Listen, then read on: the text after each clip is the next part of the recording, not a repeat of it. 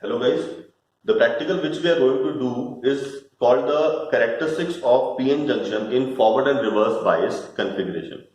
We have read about PN junction diode. We have already read about the circuits of forward biasing and reverse biasing. Now we are going to do it practically.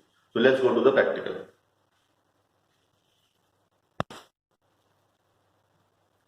This is a setup which is a general setup available for the PN junction characteristics. It is written here PN junction characteristics for forward and reverse bias. The aim of the experiment which we are doing is to draw the current voltage characteristics curve of a PN junction in forward bias and reverse bias configuration. This is a diagram for forward biased. This is the easiest diagram available. PN junction diode. The P is connected to negative of ammeter. Positive of ammeter is connected to positive of the 1 volt battery, and negative of the 1 volt battery is connected to the N junction.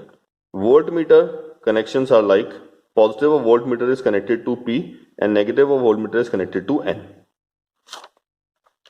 We can see here, we'll do the similar connections one by one.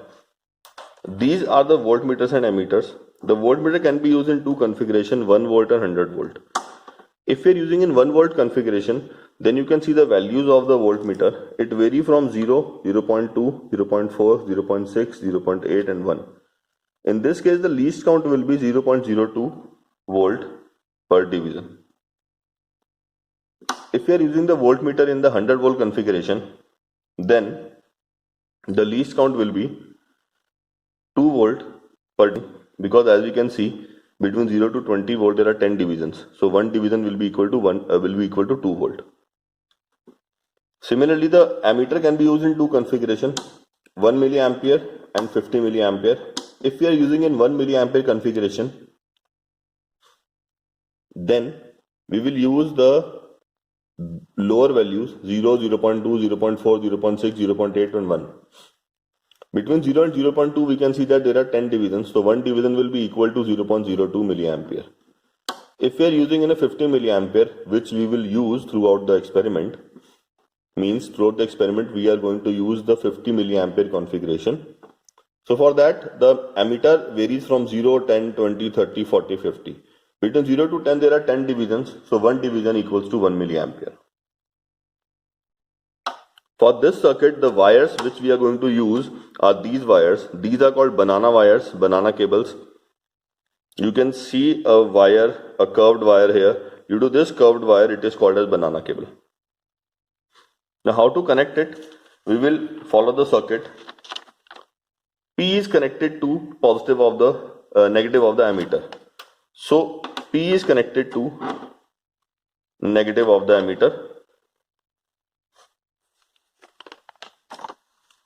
Positive of ammeter is connected to positive of the 0 to 1 volt battery. So positive of the ammeter is connected to positive of 0 to 1 volt battery. This is the 0 to 1 volt supply and this is 0 to 100 volt DC supply. Then we have next thing, negative of the 1 volt battery is connected to N junction. So negative is connected to N junction. You can see here forward bias and PN. Then we have P is connected to positive of the voltmeter. So P is connected to positive of voltmeter and N is connected to negative of voltmeter. We have to use 1 volt here. About the observations, if you are able to see, you see these observations. For forward bias, the range of voltmeter is 0 to 1 volt. Least count is 0.02 volt per division. The range of milliammeter we are using is 0 to 50 milliampere. Least count is 1 milliampere per division. This is a table for forward bias in which we will observe the current and voltage values correspondingly. How to do it? First, switch on the circuit and then this is the knob to vary it. You can see the voltage values are varying here. Here voltage values are varying. So first of all, the reading is taken as 0 volt. So at 0 volt we have 0 milliampere. At 0.1 volt, we have again 0.1 volt, we have again 0 milliampere. 0.2 volt, we have again 0 milliampere. 0.3 volt, we have again 0 milliampere. At 0.4 volt, we have again 0 milliampere. Now when we go to 0.5, there is a slight deflection we can see to 1 milliampere. When we are going to 0.6 volt, we are able to see the deflection goes to 4 milliampere. Then we are going further to 0.66 volt. The value goes to 11 milliampere, or I'll say 12 milliampere.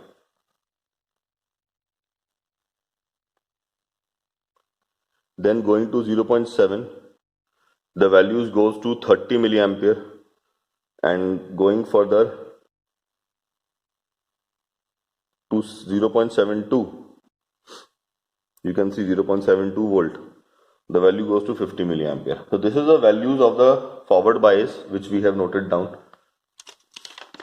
This is the table we have obtained. You can see the values.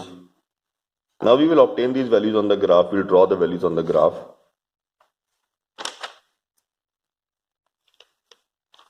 But before that, we'll take the observations of reverse bias. So for reverse biasing, first of all, we need to dismantle this circuit. So let us dismantle. We have dismantled the circuit for the reverse bias configuration. In the reverse bias, we will use the voltmeter in 100 volt configuration.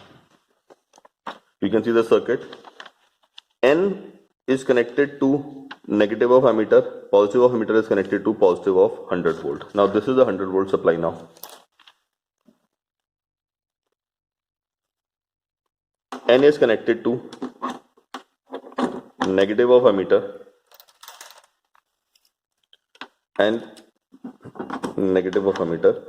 Positive of ammeter is connected to positive of 100 volt supply.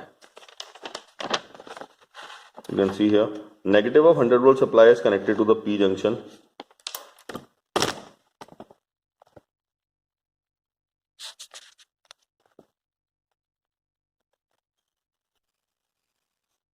Negative of the 100 volt supply is connected to the P junction. So negative is connected to the P junction. N is connected to positive of voltmeter and P is connected to negative of voltmeter. So here we have obtained the circuit. Now again we will switch on the circuit and observe the values. But before that, some observations which are to be taken for reverse bias. Just see here. Range of voltmeter is 100 volt. Least count is 2 volt per division. Range of milliammeter is 50 milliampere. Least count is 1 milliampere per division. Again we will observe the voltmeter and ammeter readings of this circuit. For this we'll use this knob. First we set it to 0. Then we switch on the circuit. At 0 it have a 0 current. At 10 volt it have again 0 current. At 20 volt it has 0 current. 30 volt it has 0 current.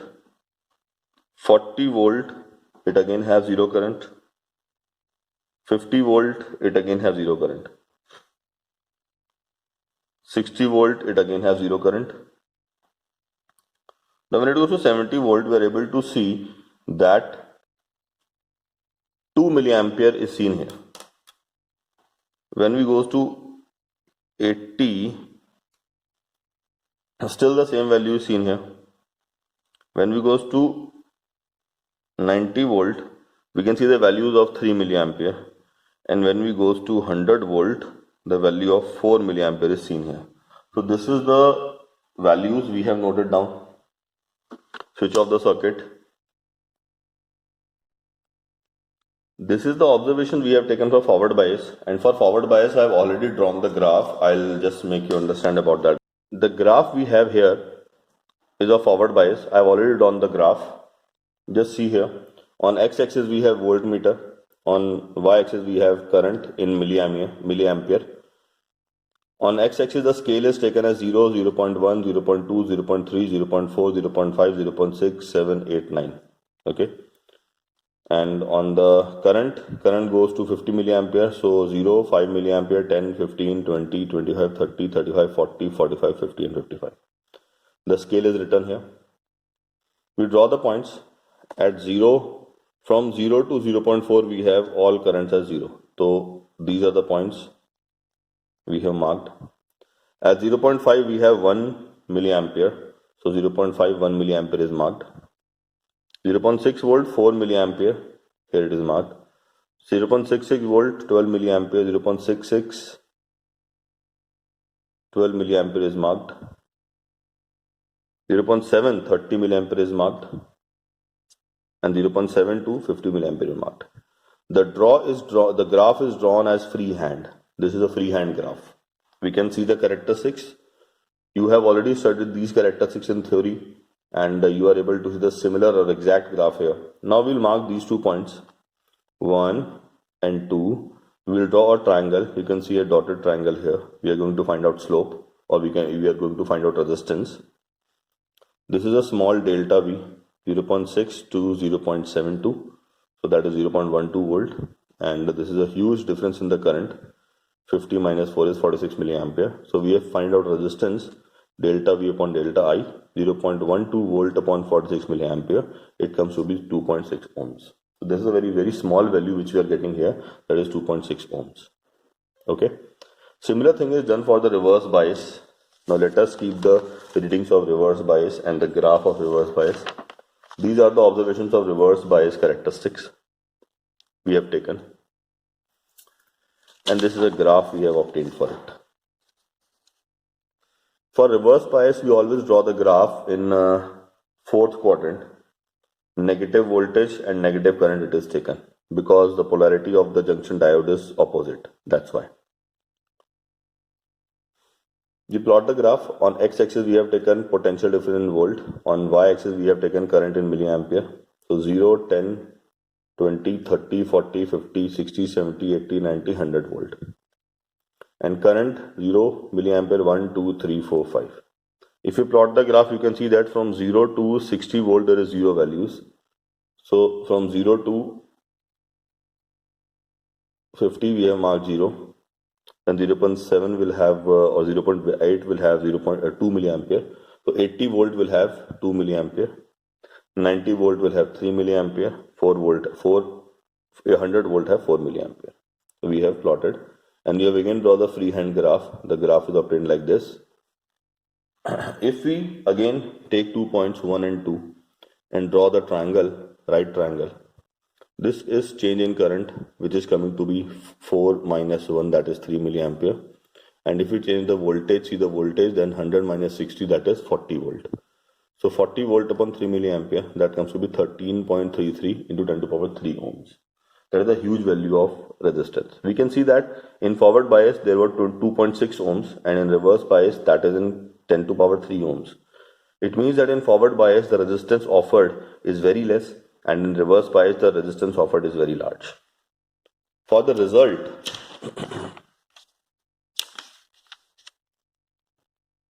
the graph of VI characteristics for forward and reverse bias of PN junction is ideal because we have obtained the almost ideal graphs. Junction resistance in forward bias is 2.4 ohms and junction resistance reverse bias is 13.33 into 10 to the power 3 ohms. Precautions and sources of error you can take from the lab manual. So that was all for the characteristics of PN junction. I hope you understood these things. Thank you.